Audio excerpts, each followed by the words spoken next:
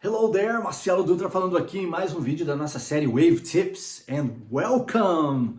Seja muito bem-vindo, muito bem-vinda a mais um vídeo e eu espero que através desse vídeo você consiga resolver uma questão que muita gente me pergunta. Como é que eu arrumo um emprego nos Estados Unidos, Marcelo? Será que funciona de uma forma diferente daqui do Brasil? Yes, it does! Vamos falar sobre isso no vídeo de hoje. Então fique comigo e aguarde, pois o melhor ainda está por vir. Lembre-se de aproveitar esse momento para curtir, comentar, compartilhar e assim me ajudar nessa missão de entregar conteúdo gratuito para você todos os dias, tá bom?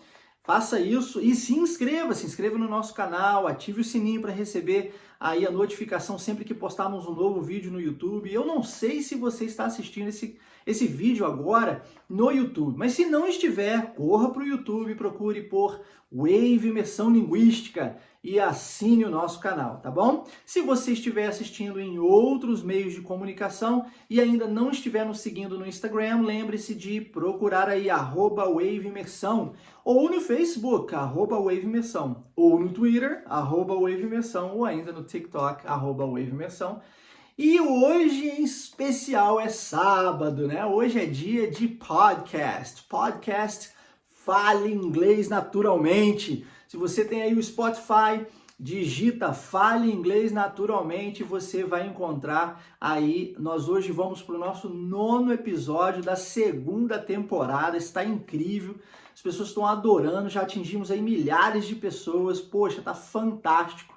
E hoje nós temos aí um podcast especial para entregar para você, na tentativa de ajudá-la a falar inglês de verdade, tá? Então vamos ao vídeo de hoje. Como é que eu faço para arrumar um emprego nos Estados Unidos? Bom, na verdade é bem mais simples do que parece, tá?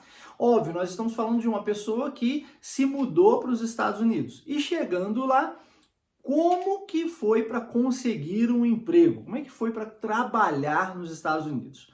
Eu gostaria de dizer para você que existem 2 categorias de pessoas nos Estados Unidos trabalhando hoje. A primeira categoria delas é aquela categoria que não possui documento legal dentro do país. Elas não estão legais dentro do país. Por algum motivo, elas foram para lá, seja como turista, por exemplo, né?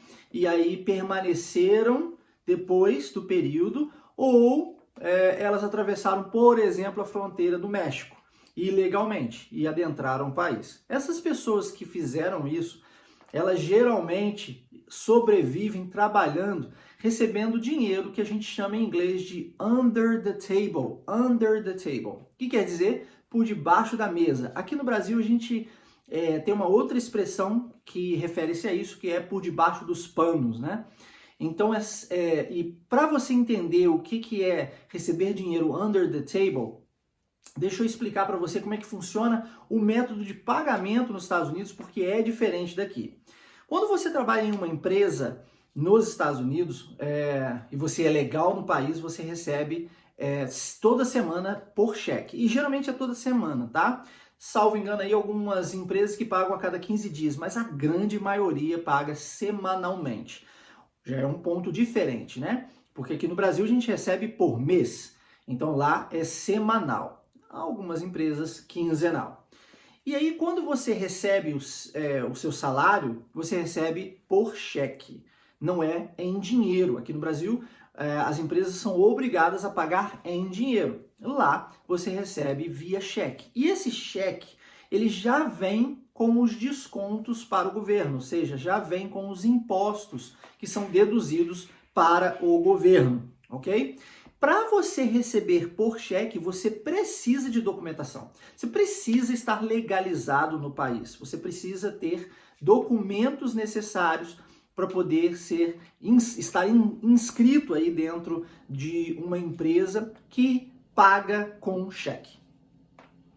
As demais pessoas que não estão legais no país, elas trabalham e aí elas recebem em dinheiro. E aí a gente chama de under the table. Então é um recebimento por debaixo dos panos em dinheiro, porque em dinheiro fica mais difícil de rastrear, tá bom?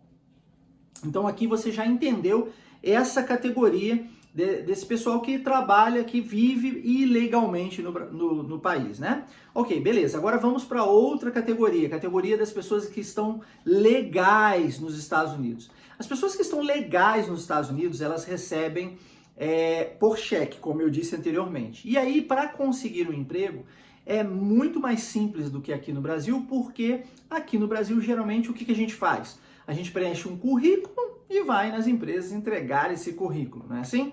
A gente procura empresas que estão, algumas pessoas procuram empresas que estão selecionando, dependendo do cargo, e leva o currículo lá e tenta essa vaga de trabalho, tenta agendar uma entrevista de trabalho, e aí você vai para a entrevista, enfim, né? Tem todo esse processo. Ok, existem outros meios, até mais assertivos, mas não é o foco aqui no vídeo de hoje. Eu só estou falando de uma forma mais generalizada para você entender.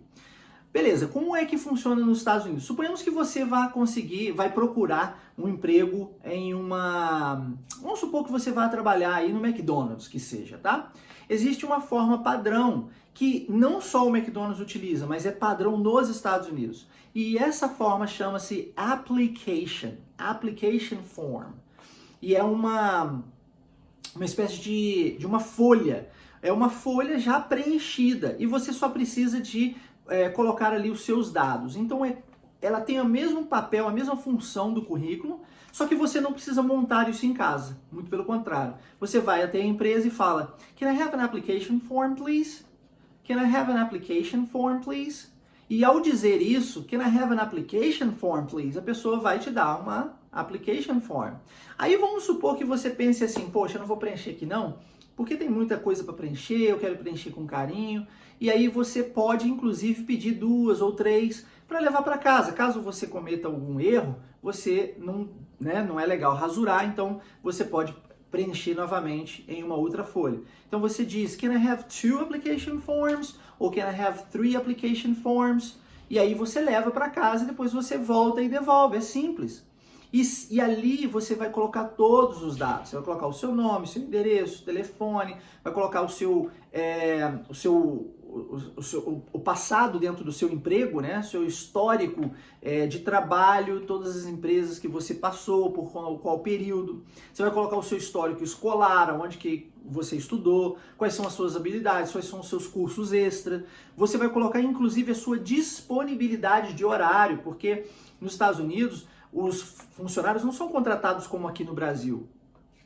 Nós temos dois sistemas diferentes, que é chamado de full-time e part-time. Full-time significa que você vai trabalhar em tempo integral, mais ou menos 40 horas por semana. Part-time significa que você vai trabalhar em tempo reduzido, que é mais ou menos 20 horas por semana. E é você quem define isso. Como as leis trabalhistas nos Estados Unidos funcionam de uma forma muito diferente daqui do Brasil, é possível contratar alguém para trabalhar 5 horas por semana, 3 horas por semana. E aí quem define isso é o próprio funcionário. Ele descreve ali: eu quero trabalhar de tal hora, tal dia e tal hora.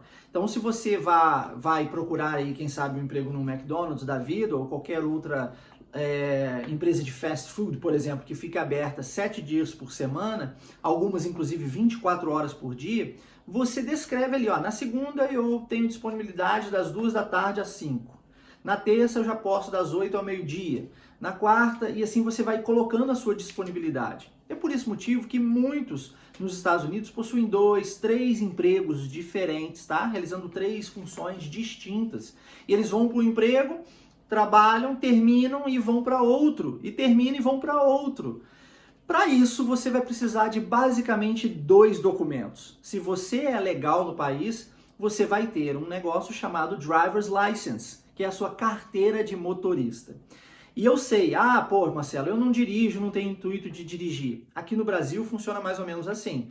É uma opção sua, ter ou não ter a sua Driver's License, a sua carteira de motorista. Mas nos Estados Unidos, a Driver's License é o único documento com foto. Não existe outro documento americano que contenha foto, a não ser o passaporte, mas se você não tem costume de viajar para fora, não tem necessidade de você ter um passaporte, tá? Então, as pessoas, na sua grande maioria, possuem uma Driver's License. E a carteira de motorista, para você tirar a carteira de motorista, é algo extremamente simples também nos Estados Unidos. Óbvio que você precisa estar legal no país.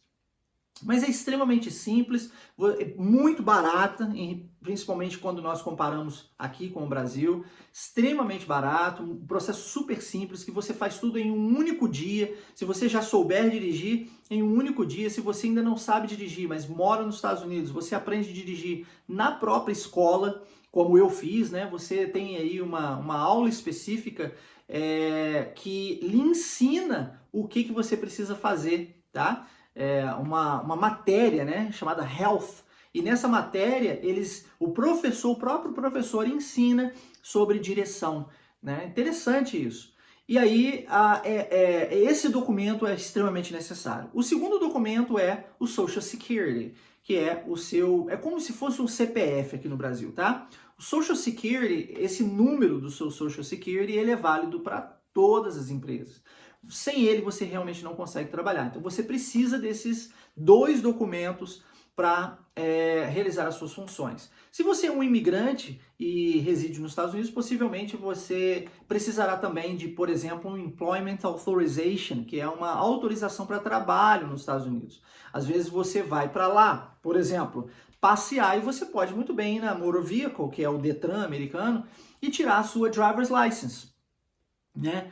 E aí, antigamente também era possível tirar o seu Social Security para poder ter aí o documento para, quem sabe, alugar alguma coisa nos Estados Unidos e tal. Era importante, na época era liberado com muita facilidade. Depois do dia 11 de setembro, né, depois das torres gêmeas terem caído, as leis mudaram bastante nos Estados Unidos, então hoje fica muito mais difícil de você tirar um Social Security, a não ser que você seja realmente legal lá, a não ser que seja um pedido, por exemplo, advindo aí de um advogado.